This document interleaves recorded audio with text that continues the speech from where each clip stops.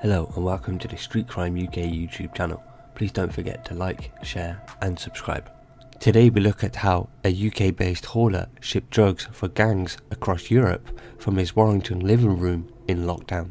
Thomas Maher, originally from Ireland, has been sentenced at Liverpool Crown Court to more than 14 years in jail after pleading guilty to drugs and money laundering charges. He made thousands of pounds a week using an encrypted EncroChat phone to fix the movements of drugs and money. Mr. Maher is the first major crime boss jailed using messages obtained when French police cracked the EncroChat network. The phones were considered mandatory for high-end organised crime, and more than 1,000 suspects have been arrested on the strength of the evidence their messages contain. Mr. Maher, 39, used the EncroChat handles satirical and snacker as he did deals with organised crime networks in the UK, Ireland, Denmark, the Netherlands, Spain, Turkey and Bulgaria. The National Crime Agency says he was hugely influential among Europe's drugs cartels. Sentencing him, Judge Orby QC said Mr. Maher was a high-ranked facilitator, a go-between for criminal networks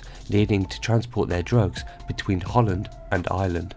Passing a sentence of 14 years and 8 months, the judge told Mr. Maher, "You were an extremely important cog in the wheel of a sophisticated network." Mr. Maher would arrange for lorries to move massive loads of drugs hidden alongside legitimate cargoes such as fruit or wine, and in one direction, then to bring cash in the other direction. Police found out about his operation after he was arrested in connection with the deaths of 39 Vietnamese migrants while they were being transported to the UK in October 2019. Mr. Maher had previously owned the trailer in which they were found.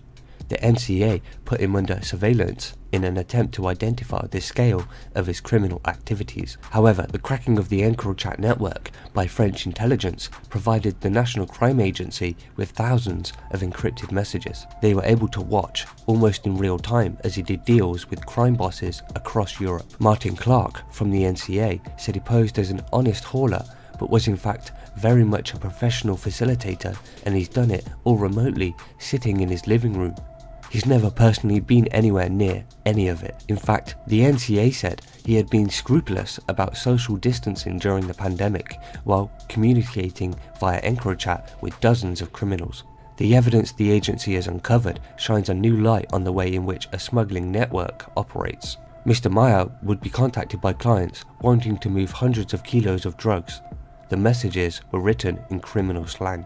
Mr. Maher would discuss deals involving shipments of top-shelf drugs such as cocaine, or colo, the purest form, from Colombia. Heroin, which he deemed a more down-market drug, was known as bottoms. Shipments might come from the flat, the Netherlands, and the lorry returned with paper, aka cash. Officers working on EncroChat cases are having to develop skills in understanding the slang suspects are using in their messages. In this message, Thomas Maher is telling an alleged co-conspirator that they are not doing too badly despite the lockdown. Hopefully for police, he sets out the network of drug transportation routes he is currently operating. "Once we get this travel ban lifted, mate, we be on the pig's back. That alone is a lot of taxi.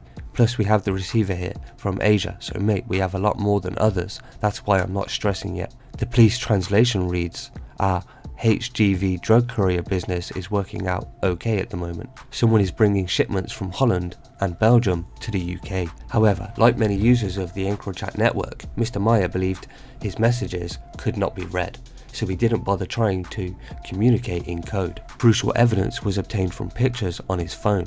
His drivers would photograph the shipments to prove they had been picked up. They would sometimes use a token during the handover.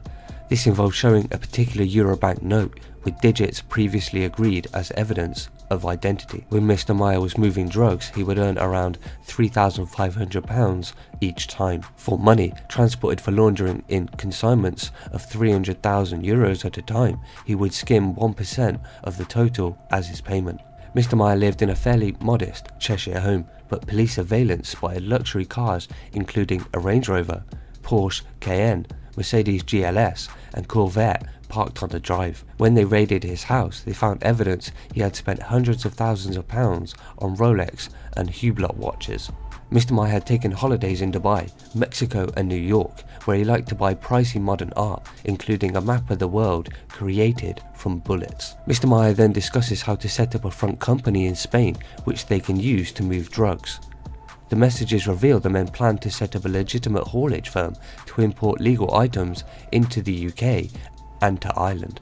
But this activity would then be used to smuggle cocaine, cash and firearms. Mr. Maher came to the attention of the NCA after police discovered the bodies of 39 dead Vietnamese migrants who had asphyxiated in the back of a lorry registered in his name. Although police were unable to charge Mr. Maher in relation to the deaths, the NCA then became interested in his affairs. Mr. Maher's role in the global drugs trade became clear when police in Europe managed to penetrate the EncroChat network that he relied on to communicate with associates. Mr. Maher, then 40, was arrested at his Warrington home during a raid by the NCA. He later pleaded guilty to 2 charges relating to importing Class A drugs into the UK and 2 charges of money laundering. After Mr. Maher was sentenced, senior officers at the NCA spoke about the role he played as a logistics man who helped notorious crime groups. The NCA branch commander, Martin Clark, said, Mr. Maher moved in the highest criminal circles, acting as a logistics man for some of the UK, Ireland and Europe's most notorious organised crime groups who trusted him with their drugs and their money. We believe the offences he has been convicted of represent the tip of the iceberg in terms of his overall criminality. Mr. Maher bragged in EncroChat messages about being involved in organised crime for over 20 years, during which time it's highly likely he shipped tons of drugs and tens of millions of pounds around Europe. After a painstaking investigation, we have been able to bring him to justice, and that investigation has not stopped. We will use all the tools available to hit him where it hurts, in the pocket, to ensure he can't continue his luxury lifestyle when he is released. So what are your thoughts about this Warrington-based drugs gang and how potentially Mr. Maher could have been profiting from the drugs trade for 20 years, although not proven, but received a 14-year jail sentence for drugs and money laundering offences? Please share your thoughts in the comments below. Thanks for joining us, and until next time, stay safe.